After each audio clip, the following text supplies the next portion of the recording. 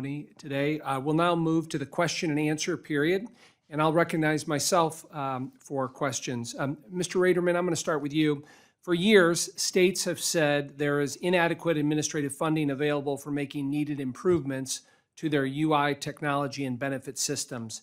As the chart behind me shows, and I think is up on the monitoring screens here, outside economic downturns, such as the Great Recession of 2008 and COVID-19, states routinely receive less than half of federal tax revenues paid by employers to administer the UI program. In fact, prior to the pandemic, when the economy was strong, states received about 40% of what employers paid in. It's clear that substantial amounts of tax revenue raised specifically for UI administration is not ending up in the state agency hands to enact needed system improvements. So, Mr. Raderman, can you explain some of the challenges this administrative financing mechanism creates and what can be done to improve it? Thank you for the question, Chairman LaHood.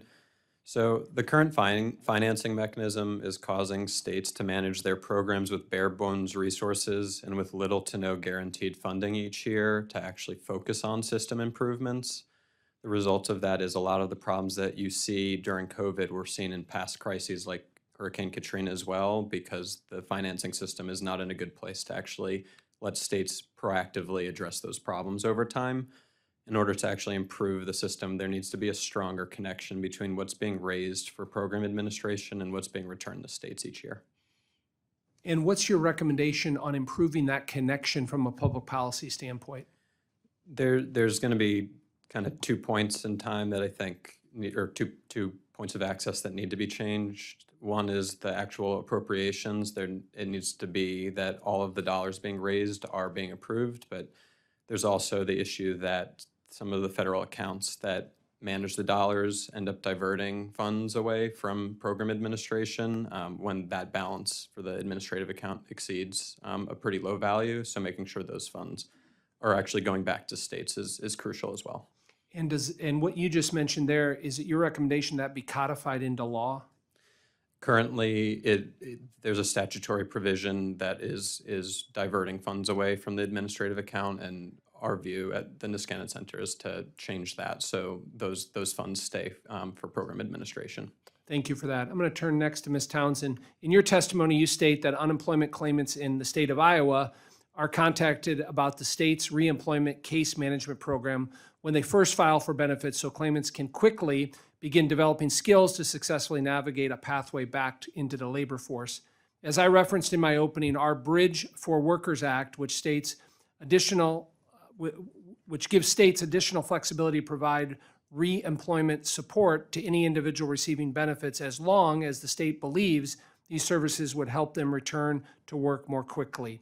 Ms. Townsend, can you talk more about the return on investment that reemployment services provide and how that relates to rebuilding our labor force, particularly looking at the success you've had in Iowa? Thank you for that question. So since the inception of the program, we have spent approximately $4 million on our reemployment case management, and that pays for 18 caseworkers and a manager. It also pays for some computer upgrades so that we were able to better track individual efforts in terms of their work search activities and also manage their cases better.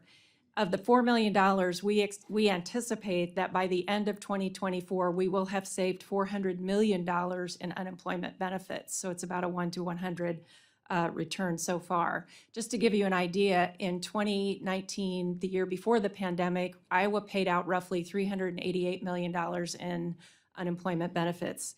Once the reemployment case management system went into effect, we paid $253 million in 2022 and $260 million in 2023, and we expect to or anticipate paying a similar amount.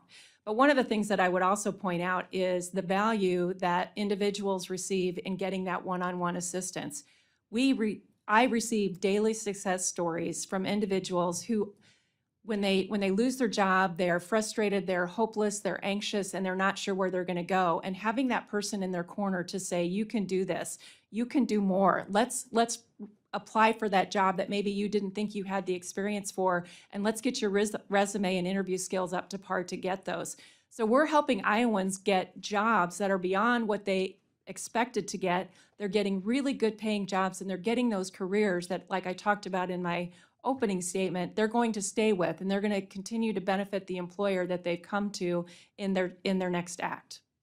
Thank you for that. And Ms. Townsend, have you found that other states have tried to model or look at your program as a success in what they do? We have received inquiries from other states about how we're doing it.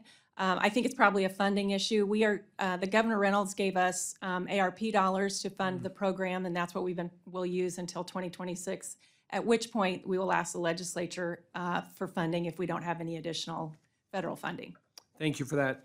Mr. Taylor, I'll turn to you now on an April report from the GAO analyzed data from 2018 to 2022 that showed the federal government losses were an estimated 233 to 521 billion annually to fraud, a substantial portion from unemployment insurance program. I think you referenced that in your statement.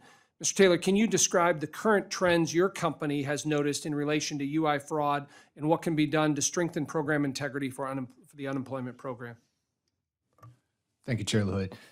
I would offer that when IDME was initially retained by the 27 states in my opening testimony, what we found was a outdated system, a legacy system built around what's known as knowledge-based answers. Things like looking in a credit report to see what type of car you drove whenever you were in college or high school. This was an outdated policy.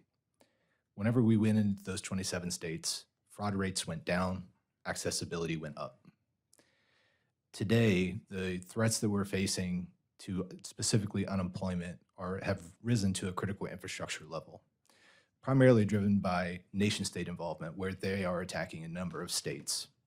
This includes the country of China. It also includes the country of Nigeria, predominantly. So fraud has evolved, but yet the controls that we've put in place have not evolved at the vast majority of states and institutions. IDME has seen great gains specifically around the IAL2, but even today we enhance the IAL2 NIST policy by adding in the machine learning aspects. What we have found is that you have to fight AI with AI, and the stolen identities are already out there. Now there's a hyperscaling that's taking place within these criminal networks. As an agent on the front lines of this back in 2020, you would get a phone call and it would be maybe a person that suffered one instance of identity theft. Whenever I came to work at IDME, we verify 60 to 70,000 identities per day. We have a receptacle, we have an email box where you can email into our team, and if you're under threat of identity theft. And the scale that we see today is a direct result of this hyperscaling of fraud controls.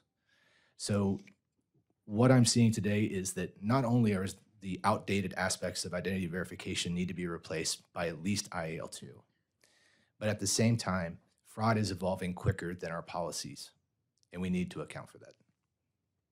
Thank you for that, Mr. Taylor. Those conclude my questions. I'll next turn to Ranking Member Davis for your questions. Thank you, Mr. Chairman.